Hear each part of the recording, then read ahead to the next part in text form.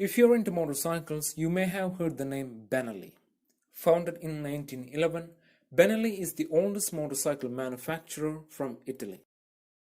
But despite having so much experience in building and manufacturing motorcycles, they don't have the same legacy or achievements as Ducati, who came to the scene much later. However, they have produced some famous motorcycles during these 100 years, and the SEI 750 is one of them.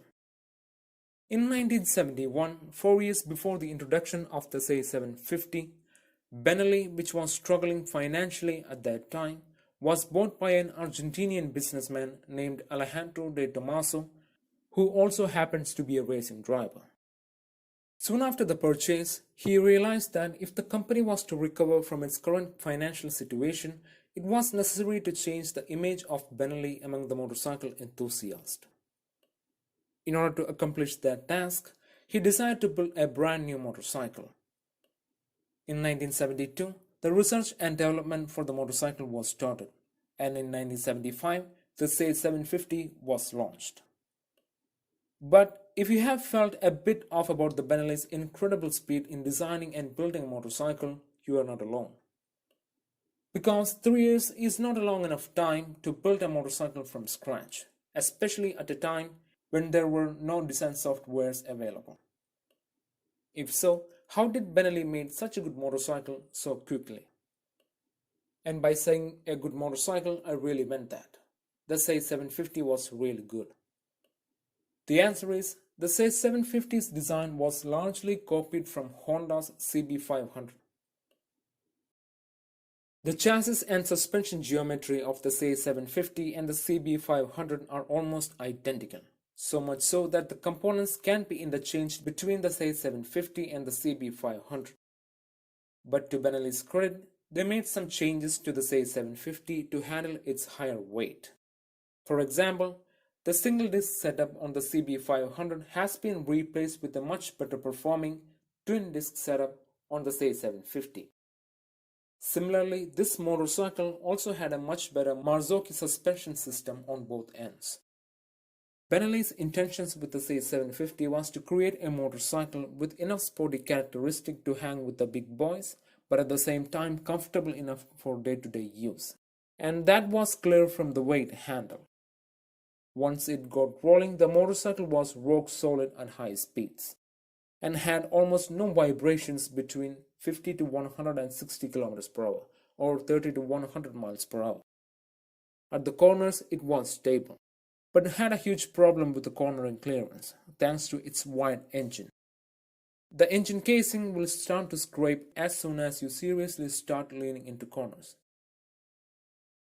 But the star of the show was the engine, because the Benelli SEI 750 was the first ever series production motorcycle to feature a 6-cylinder engine.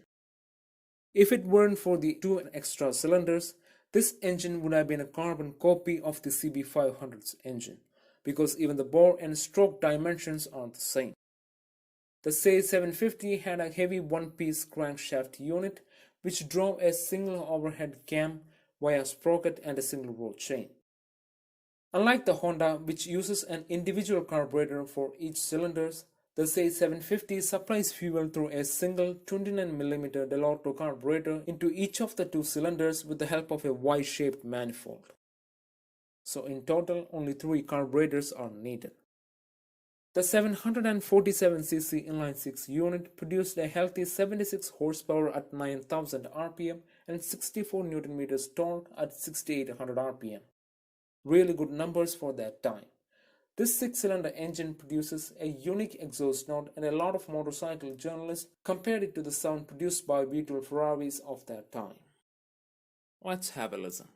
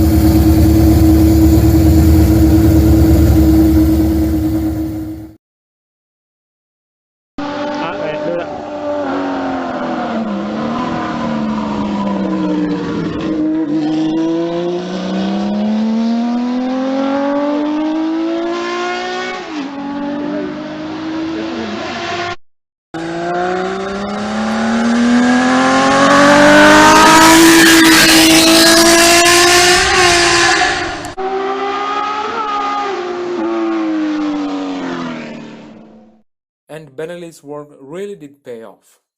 By the late 70s, Benelli sold around 3,300 units of the C750. That number is not at all attractive these days, but for a motorcycle back in 75, especially one that costs $3,500 that sales figure was impressive. Inspired by the success of the C750, Benelli set out to improve the motorcycle and launched the C900 with an increased engine capacity of 906cc, producing around 80 brake horsepower. But by that time, its novelty was starting to wear off. Honda struck back with the CBX, featuring a 1047cc inline-six engine producing 105 brake horsepower, becoming the first ever production motorcycle to have a power figure of over 100 brake horsepower. Also, it sounded like, well, hear for yourself.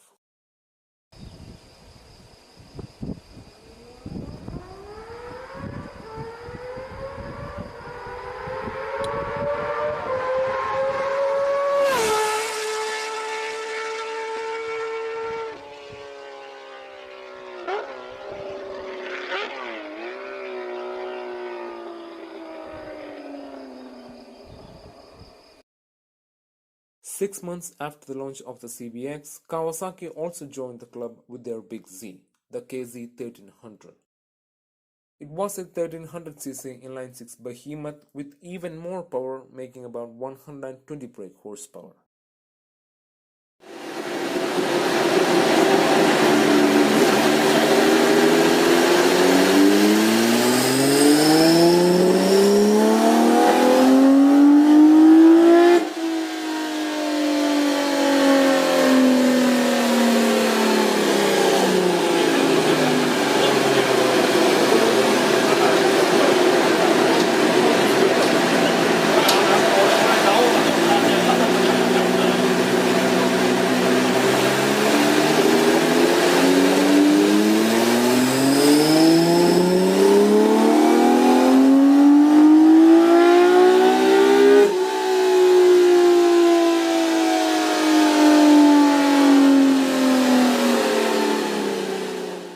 But even after losing its relevance, Benelli kept the C900 in production until 1989, which is way longer than its main rival, the Honda CBX. But Benelli only managed to sell less than 2,000 units during its 10-year production run. And with only around 5,000 units ever made, the C750 and the C900 is among the rarest motorcycles ever produced. A good example will cost you around $25,000 US.